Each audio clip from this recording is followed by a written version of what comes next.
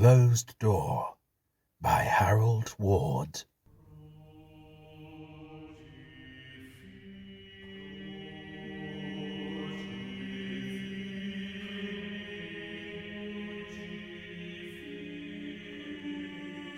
Dying, Obie Marsh cursed his wife as he had cursed her every day of their wedded life.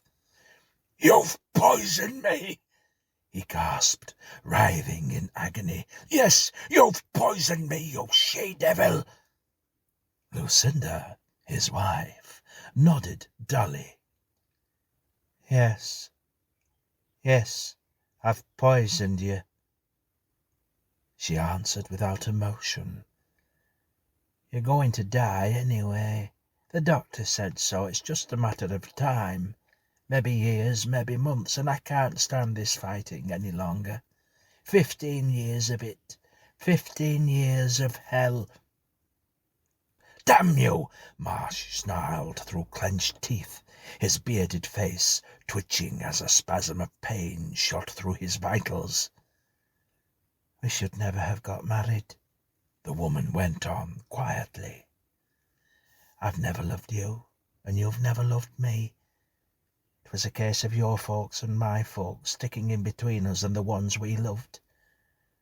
You've always hated me 'cause of Lizzie Roper, and God knows I wanted to marry Al Sides, but just because they wanted the farms joined, they made us get married, me and you.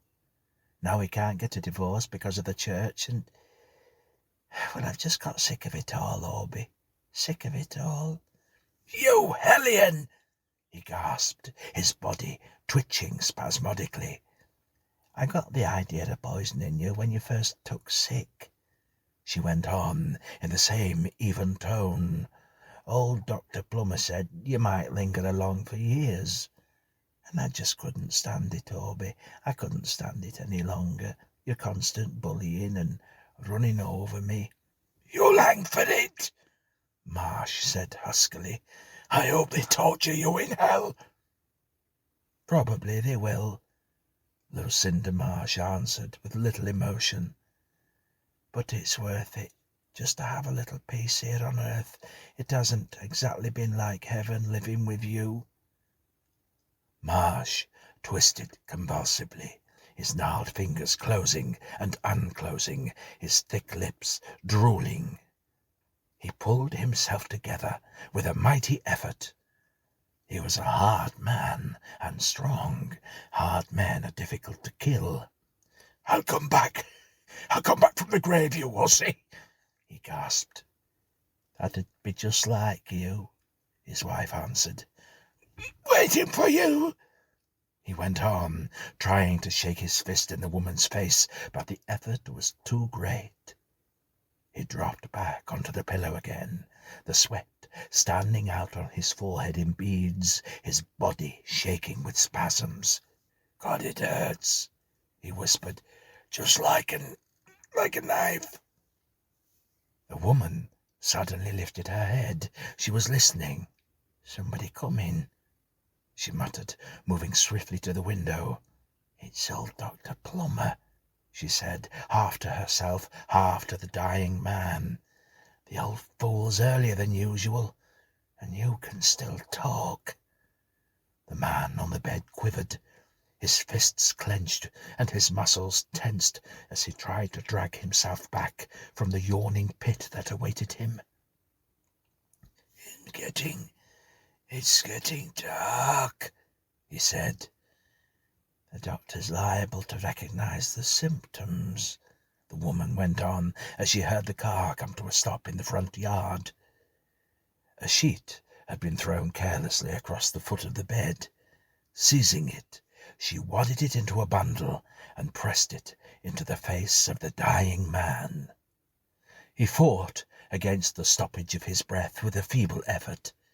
She threw her whole strength against him, and suddenly his limbs straightened jerkily.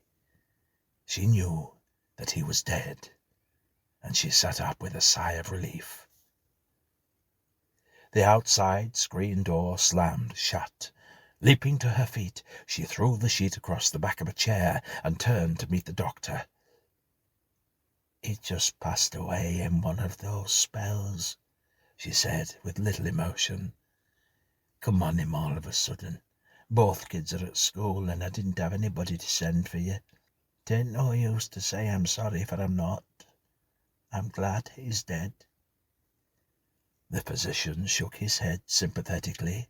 Like all country practitioners, he was conversant with the family affairs of his patients. For a moment he stood looking down at the still form of Obie Marsh. Then he pulled a sheet over it and turned to the woman. For a moment he stood looking down at the still form of Obie Marsh. Then he pulled a sheet over it and turned to the woman. "Better sit down and take things easy, Mrs. Marsh," he said, following her into the other room. "I'll notify the undertaker and stop at the school and have the teacher send Mary and Jimmy home. Anybody else you want?" She shook her head. "Tell Bill Reynolds to come prepared to take the body back with him," she said slowly. "This is my house now. Mine. That's the way my mum and pap fixed up the deeds, and the quicker I get him out of my sight, the better it'll suit me. I never want to see him again till the day of the funeral, and I wouldn't attend that if it wasn't that people would talk. He made life hell for me," she went on bitterly. "I've hated him from the day I married him. It's my house now, and I'm going to lock that room as soon as they take him away, and I never want to see the inside of it again. I'd burn it to the ground if it wasn't for burning the rest of the house." She dropped into a rocking chair and gazed at the doctor, her gaunt body quivering with unshed tears. The physician patted her on the shoulder sympathetically. "You're overwrought, Lucinda," he said kindly. "Overwrought and nervous. I'll fix up a tonic and bring it over tonight." "I don't need no tonic," she responded. "Knowing he's dead'll be tonic enough for me." The physician shook his head solemnly. "Let's not speak ill of the dead," he said. "Everybody knows how he treated you. Now, if there's nothing else I can do, I'll be getting along." In due time, the undertaker and his assistant came with their narrow wicker basket. Lucinda Marsh stood beside the door and waited for them as they carried their burden out. They looked at her queerly as she turned the key in the lock, then, removing it, placed it in her pocket. "I hope to God I never see the inside of that room till my dying day," she said. Bill Reynolds, the undertaker, nodded his head in agreement.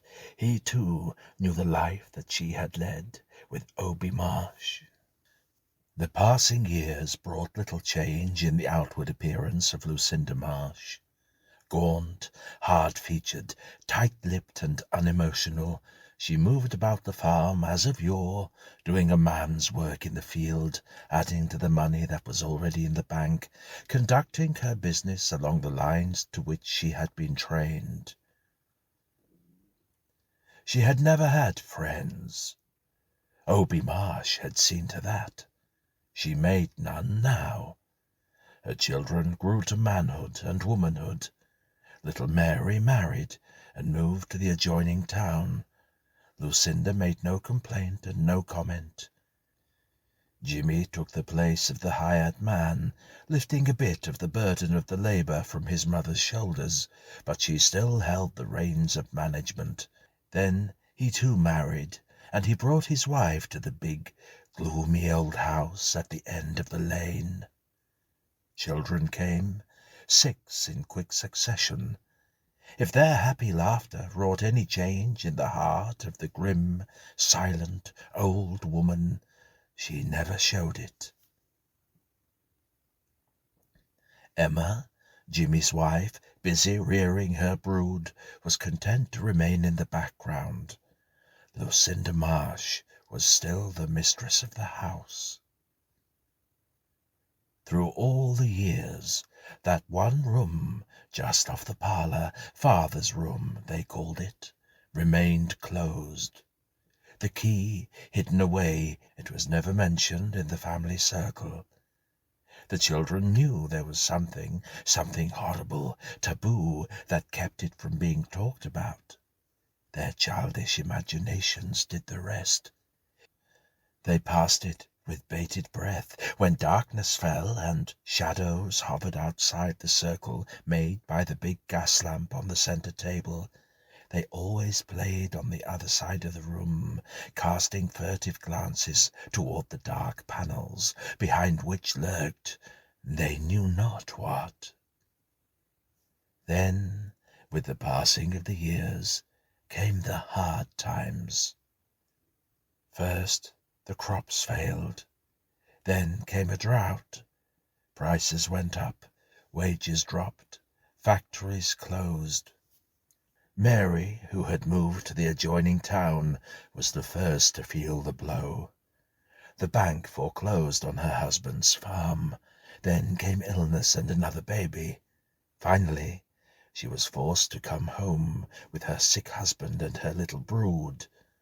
Lucinda Marsh, as unemotional as ever, made room for them. Jimmy's wife's brother lost his place in the city. Destitute, he appealed to his sister. She told her troubles to Lucinda Marsh. "4 more won't make no difference at the table," the old woman said grimly. "Write and tell them we'll make room for 'em somehow. Goodness knows, though, where they're all going to sleep." They were sitting at the supper table when this conversation took place. It was Mary who, with a quick glance at her brother, ventured to speak what was in all of their minds. "Father's room," she said timidly. "Couldn't we open that up and air it before they come and let them sleep in there?" For a moment there was an awed silence. Lucinda Marsh turned her sunken eyes on her daughter, then glanced at the faces of the others. "I vowed I'd never set foot in that room till my dying day," she said finally. But they wouldn't be you, Mother," Mary argued. "And we're cramped for room now. Where else can we put them?" Lucinda Marsh quietly laid down her knife and fork, her thin lips set in a straight, grim line. "If anyone sleeps in that room, it will be me," she said finally. "I lived with your father for 15 years, hating him every day more and more, and he hated me worse than I hated him, if such a thing is possible. That room's filled with our hatred. It's locked up there, smouldering and ready to be fanned into flame again." "But, Mother," said Mary. Lucinda Marsh straightened her bent old shoulders with a gesture of finality. "I'll move into it," she said grimly. "I wish I hadn't mentioned it," Mary said regretfully. "I knew that there was some sort of sentiment attached to it, but—" The old woman cut her off. "Sentiment? Hate, you mean," she snapped. "But maybe it's for the best. I'm an old woman now, way past 70. I'm about due to die anyway."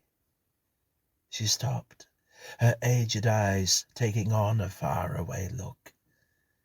"Maybe it's foreordained," she said, half to herself.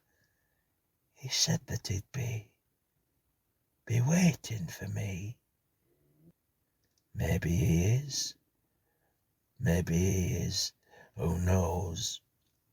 She rose from the table and took a step toward the door. "I'll open it up in the morning and let the air out," she said. She moved up the stairway to the upper floor, her lips straight and tight. For a long time, Lucinda Marsh sat in the straight-backed chair beside her bed, her weary eyes gazing into vacancy while the panorama of the years unfolded itself. She had come to a great urge, a desire which she had kept in leash for close to half a century, the longing that comes to all murderers, a yearning to visit the scene of her crime. 1,000 times before, the same desire had swept over her, and she had always fought it off. Now, however, with the fulfilment of her wish only a few hours away, there had come to her a seeming need for haste. The room was calling to her. Within her brain a voice was shrieking, "Now! Now!" To her aged mind it was the voice of the man she hated, the man she had killed. Getting up, she went to the bureau, and opening the drawer, found the key where she had hidden it so many years before. She held it in her gnarled fingers, fondling it, crooning over it. Her room was at the top of the stairs. One by one she heard the members of the household go to their rooms. Finally, the gloomy old house was filled with an indescribable quietness. Rising, she opened the door a tiny crack and peered out into the dark hallway. Satisfied that all were asleep, she picked up the small hand lamp and tiptoed furtively down the creaking stairs. A storm was in the air. She could hear the wind rising and shrieking through the branches of the trees. There was something reminiscent about that mournful wail. "'Twas like this the night before he died," she muttered to herself. Her heart was beating a trifle faster as she reached the dark, grim door. She hesitated an instant, then, transferring the lamp to her left hand, she inserted the key in the lock. It turned hard, as if reluctant to reveal the mysteries it hid. Then the tumbler shot back. For a moment she waited, her fingers on the knob. She was trembling now. He said he'd be waiting for me," she murmured. "I wonder if he is." She turned the knob and pushed against the panel. The old hinges squeaked protestingly. Then the door swung open. A wave of malignancy and hatred surged over her. She stepped inside, her lips closed in a grim, tight line, and just inside the door she waited, the lamp held high above her head.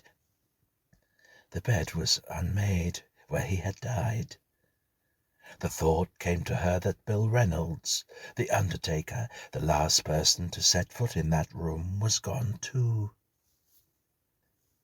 At the head of the bed was the little stand, and on top of it was the glass in which she had administered the poison.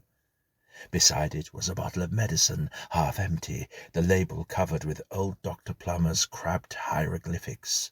It was yellow and faded. Dr. Plummer, he too had been festering in his grave for years. There was the pillow where Obie's head had rested when he died. One corner was twisted where he had held it when the last spasm of agony had knifed its way through his guts. Nothing was changed. "He said that he'd be waiting for me," she said again and again. The room was dusty and mildewed. The dust of years settled over everything. She closed the door and set the lamp upon the little stand. Going to the window, she pushed it up to its full length. The wind swept in, howling and shrieking. The lamp sputtered, causing queer, grotesque shadows to dance in the distant corners. Across the back of the chair, where she had thrown it years before, was the yellowed sheet with which she had smothered the dying breath out of her husband. There was a darker spot upon its mildewed surface. She knew it for the spittle that had drooled from his mouth. She moved to the center of the room, still peering furtively into the shadows. "He said that he'd come back from the grave and be waiting for me," she said again and again. A fresh gust of wind howled through the window. The lamp sputtered, smoked, flared up, then went out. With the sudden darkness came a feeling of dread. For the first time in her life, Lucinda Marsh was afraid. Out of the darkness came a thing, a shapeless thing of white. For a moment it hung suspended in mid-air. It hovered over her, its long, shapeless arms reaching out for her. The wind shrieked with merry gusto. "He said that he'd be waiting," she murmured. The thing swept over her, holding her in its folds, twisting about her, smothering her. "God!" she shrieked, clawing at the enveloping tentacles. "He kept his word. It was waiting." In the morning they found her. Twisted about her head and throat was a yellowed sheet. The sheet with which she had murdered her husband.